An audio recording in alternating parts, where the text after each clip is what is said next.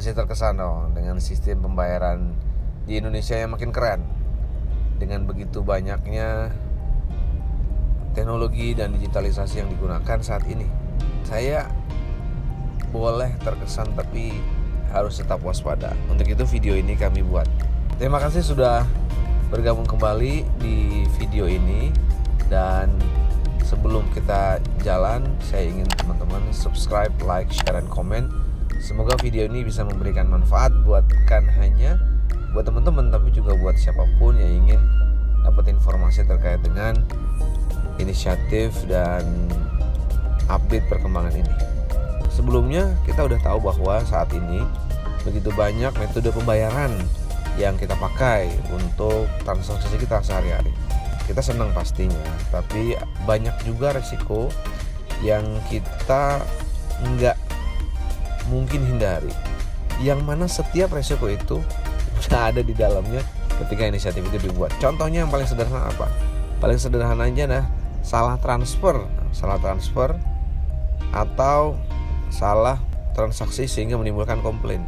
Karena itu Bank Indonesia sebagai otoritas perbankan Indonesia merasa perlu mengatur hal-hal semacam ini sehingga tidak menimbulkan ketidaknyamanan buat kita. Nah, untuk itu, untuk menjalankan visi itu ternyata tidak semudah itu. Ada beberapa hal yang akan dijelaskan sebagai berikut.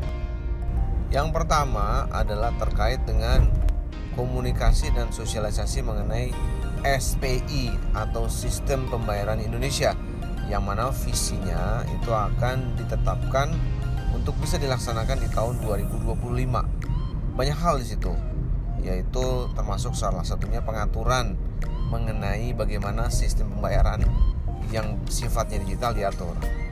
Yang kedua adalah ternyata untuk itu tuh diperlukan apa? Diperlukan kepahaman oleh pelaku pasar, yang mana saat ini pelaku itu adalah para banker, yang tentunya mereka perlu diinformasikan bahwa ketentuan yang ada di Bank Indonesia itu seperti ini.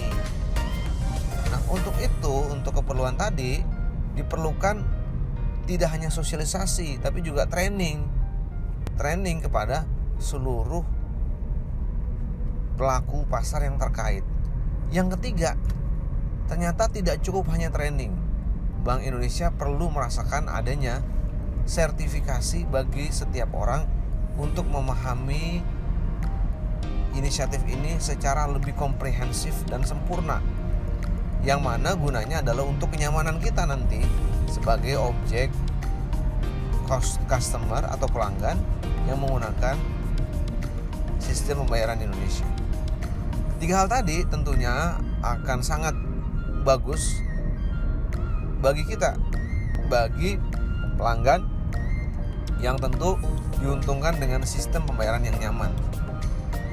Jadi kesimpulannya apa? Kesimpulannya, ketika sistem dan inovasi yang dijalankan saat ini dan terasa kita manfaatnya oleh kita dalam transaksi sehari-hari, akan jauh lebih aman dan berkelanjutan kenyamanan itu jika otoritas, yaitu Bank Indonesia, mengatur beberapa hal yang sudah termasuk dalam visi sistem pembayaran Indonesia di 2025. Salah satu yang penting di poin di atas adalah terkait dengan sertifikasi, yang mana sertifikasi itu diwajibkan untuk seluruh pegawai bank sehingga manfaat dan kenyamanan bagi nasabah bank tetap terjaga, tidak menunggu nanti-nanti, tapi dari sekarang.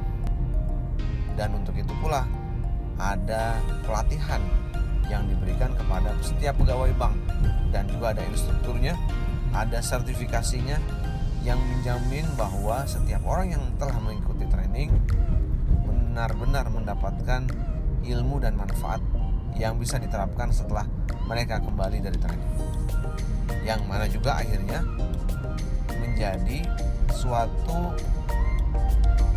kelaikan bagi bank